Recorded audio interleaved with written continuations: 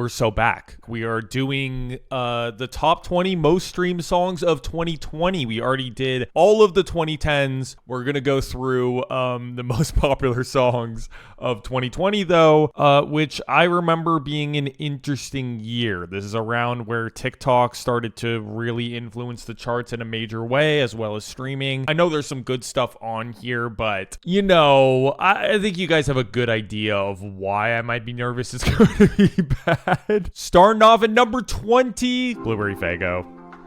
Lil Mosey. What an era this was, bro. The Lil Mosey era was really short-lived. I also see this, honestly, as the time where, like, the double XL stuff got really bad. 2020 is really when it started to go downhill. One of the things that is really notable about it is how bad that Lil Mosey cypher is. But I think this song is actually okay. I think it's hooky. I actually really like the sample that they're using. It's like a really wavy beat. It's all right. I think 15 is a pretty good spot for it. I can see it moving up because I know that we're going to get some like egregiously bad tracks in here. All right, what's next? Taylor. So Cardigan has to be higher than this then, right? August, Taylor Swift. I think the song's gorgeous. I think that the writing on here is sentimental. It's really beautifully worded, really beautifully written. This song does feel like a summer breeze. You know what I mean? It really is, does embody the title. And I think that this album in general, like this is the track that I think represents the album the most. And I'm glad that it streamed so well. I'm going to put it at 2 for now. I think it's up there. I don't see it leaving the top 5. It doesn't get much better than this for Taylor.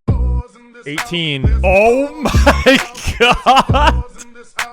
Okay, yes. Listen, I understand why WAP is so divisive, and some people really hate it, and other people think it was the best song to come out in 2020, including many publications. I think that's a heater. The sample is great. They're rapping on themes so consistently. Every bar on here is so funny. Megan tears this thing up. It's a great hook. As far as like sexual writing in hip hop music goes, I think this is kind of the peak of that.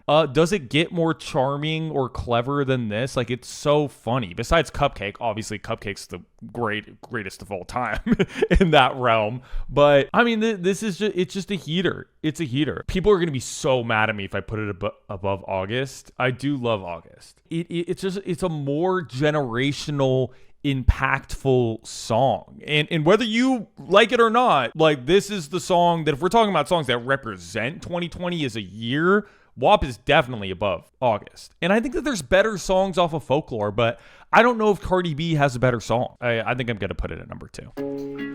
17, Lemonade, Internet Money. I feel transported back in time right now. Lemonade, I think this song is okay. I mean, it's a good hook from Don Toliver. The kind of verse is all right. I mean, again, it is so trapped in 2020. But yeah, I mean, there's worse songs. I like Blueberry Faygo more than this one. I don't know if that's a crazy take. Both are like 2020 classics. God damn, do they feel so 2020. Huge TikTok audios, obviously, both of these, but let's keep moving. I'm pretty indifferent about that one. Luma, okay, White. I don't know this one. I don't think. I have no attachment to the song because somehow I never heard this one. This is one of the only songs out of this entire series that I don't think that I've heard it. I find it to be so forgettable though. As a fan of reggaeton music, I don't think that this is really notable at all. Not from, what I'm hearing. I mean, I don't know. I feel like this one doesn't have much flavor to it at all.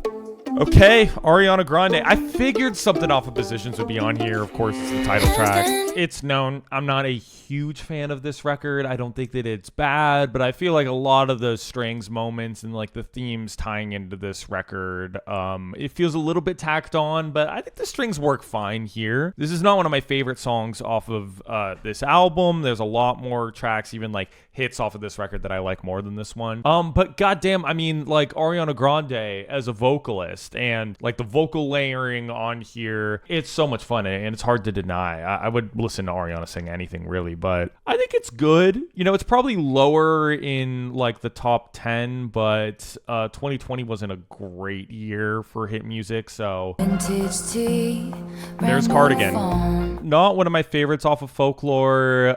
There's this weird disconnect with Taylor Swift fans where they aren't able to recognize how much this song is inspired by Lana Del Rey, but I like Cardigan more than Positions. I think August is overall a better track, a more impactful track, but I really do like the piano part on Cardigan. It's honestly a song that has grown on me over the course of listening to Folklore over the years.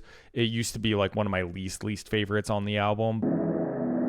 Tate McRae. This was her. I think this was Tate's like first big song, right? I think the weird part about this song feels a lot like a 2010 song, you know what I mean? It feels like a relic, you know, with the trap drums that come in and like the dark atmospheric bedroom pop vibe. Like, you know, it's clearly inspired by a lot of stuff that like, you know, the Billie Eilishes and whatnot of that time. And I'm not talking about like When We All Fall Asleep Billie Eilish. I'm talking about like that first EP, like the Don't Smile at Me EP. It's down here. I think this is the worst song I've heard so far. I mean, I don't think it's like the super offensive. I just think it's overall forgettable, and I kind of wish that they didn't take out so much of the percussion and the drums on here. You're a monster. Oh. I can swallow a bottle of alcohol. Whoa, Godzilla, Eminem. I have such conflicting feelings about Godzilla because I think, as stupid as the lyrics are throughout this entire song, I think the hook from Juice is really fun. It's too good of a hook to have these verses from Eminem, and like just the way that he's deciding to attack this song with this flow, the most forced, like choppy flows ever, and just being like, this is what people like rap god, I gotta go fast, especially at the end of this song. I have to put it down here just because like that outro is so stupid. I'm inflatable. Okay, Jesus Christ. Oh my God, this whole stream is just an acid trip for me, bro. So we just don't need to do this. I think that we know where this is going. R.I.P. Roddy Ricch. I don't know how Roddy Ricch fell off so fucking hard, but I do know why DaBaby fell off hard, because DaBaby, it was never good, bro. He's one of the most one-dimensional rappers to ever be as popular as he was. Falling, Trevor Daniel. This sounds so much like Diet X.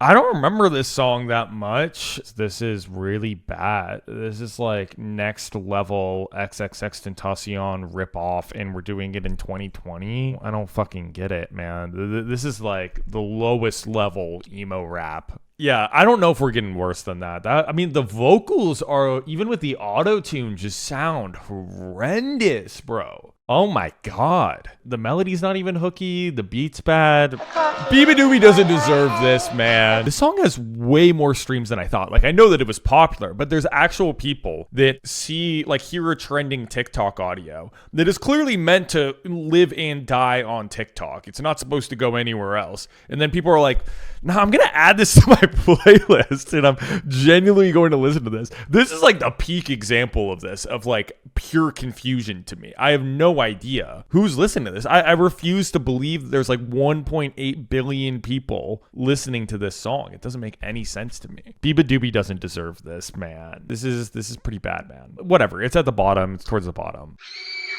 Ava Max, she's psycho, a little bit psycho. Ava Max, real simple melody. It's not that offensive. You know, I feel like Ava Max has never really had a whole bunch of identity to her. This is one of those songs that could be by anybody. I think, you know, the melody kind of carries this one, even if it is really simple. It's not half bad. It's somewhere in this lower half, but I think towards the top of it. Oh, Heather, Conan Gray. Okay. That makes sense. Do you guys remember in TikTok comment sections when people were like, oh, she's so Heather. And people were like trying to make Heather like happen.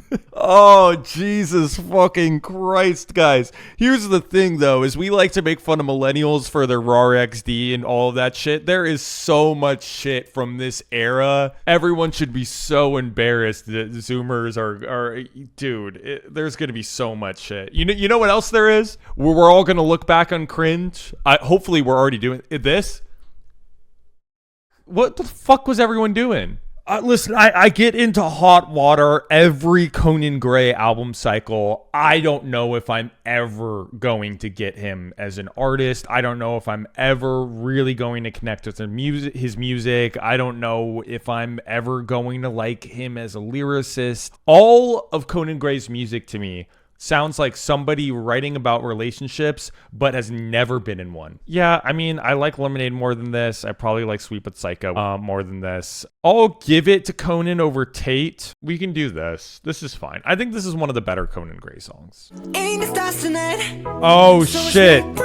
Back to school sale happening right now. Okay, Dynamite, BTS, Trolls soundtrack ass song. Yeah, and you know what sucks the most about this is I'm a sucker for like a bass forward pop song.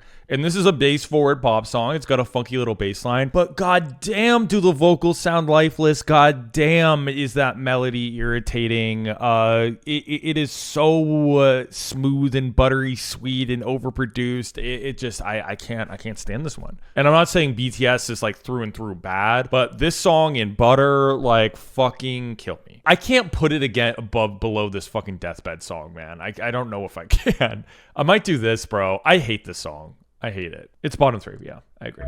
Bad Bunny. I think it's bottom 3, but I gotta put Deathbed below it. I actually love like the synths and the low end on this song. Bad Bunny, where is it? I think there's a lot of Bad Bunny songs that came out in 2020 that are better than this one. Songs off of YHLQ. But I think the atmospheric vibe of this song, like the kick drum hits, like the low end sounds really good. Sonically, this song is pretty killer, and the chorus is nice. I'm indifferent about the verses in general. Listen, I'm gonna put positions in. I just think there's so many better Bad Bunny songs. I'll put it right above Blueberry Faygo. This year is shaping up to be absolute garbage, though.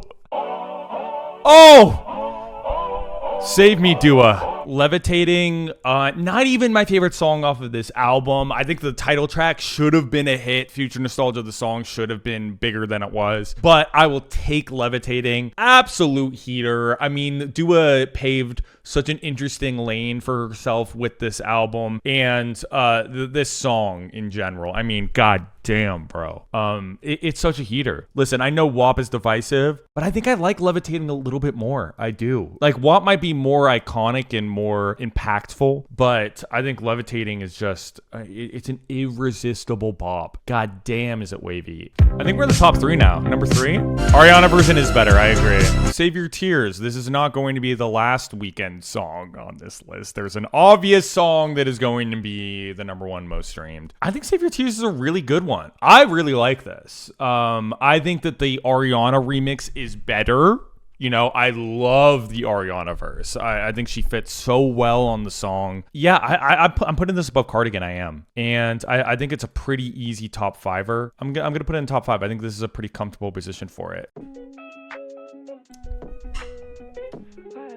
I am not often somebody that gets really fatigued by hit songs and it like influences my perspective on it. But goddamn, dude, if you remember, this song was inescapable for like 3 years straight. This was chart topping not only in 2020, but in 2021 and 2022. This song was the Beautiful Things of the time, even if I think it's overall a better track than Beautiful Things. This song is definitely not one of my favorites by them. The hook's good. Like, the hook's good. I'm not going to deny that. I'd say it's probably like here. I don't think it's the worst thing ever. Okay, we all know what's first, right? Number 1 most streamed song of 2020, also the number 1 most streamed song of all time, I think, right? Speaking of inescapable songs, it's funny how I was so bothered by Heat Waves and how inescapable that song was. But Blinding Lights is obviously in a similar tier that way. And I never really got sick of it. I mean, it is a song that I skip off of After Hours just because I hear it so much, but it isn't one that I like wanted to walk out of the room or jump out of my Uber when I heard it ever, because it really is that good. And it might have had a negative influence on music in the sense that everybody wanted their 80s record after this. Everybody wanted to use these synthesizers. Everyone wanted their blinding lights moment. I still think it's really well done, and there's a reason everyone wanted to recreate it. Again, I don't think it's the best song off of After Hours. God, these are all pretty equal to me. I think I'm putting it above WAP. But do I put it above Levitating? I might put it above Levitating. It is such a generational track. I'll let chat vote on this one. 2 is Levitating, 1 is Blinding Lights. Looks like it's Levitating. That's fair. Okay. Levitating number 1, great song. I think this top 5 is solid, specifically this top 3 is great, but goddamn does it fall off after like the top 4, honestly. Like Save Your Tears is a good song, but there's been years that we've done in this series that like the entire top 15 are like good songs. Goddamn, like Lemonade and Blueberry Faygo are in the top 10, man. And those songs are just all right. Like this is a tough year. God damn, and the bottom is pretty abysmal as well. Yeah, no, this is one of the worst years we've had. This was shit. There were some really great albums like Punisher and RTJ4 Run the Jewels and Alfredo, Freddie Gibbs, and How I'm Feeling Now, Charlie XCX. There were some great records in 2020, but for popular music, yeah, and The Strokes and Fiona, Fetch the Bolt Cutters. But goddamn, dude, this is rough. All right, we'll do 2021 next. Hopefully that's better. I think it is. I think it is going to be, but I guess we'll see.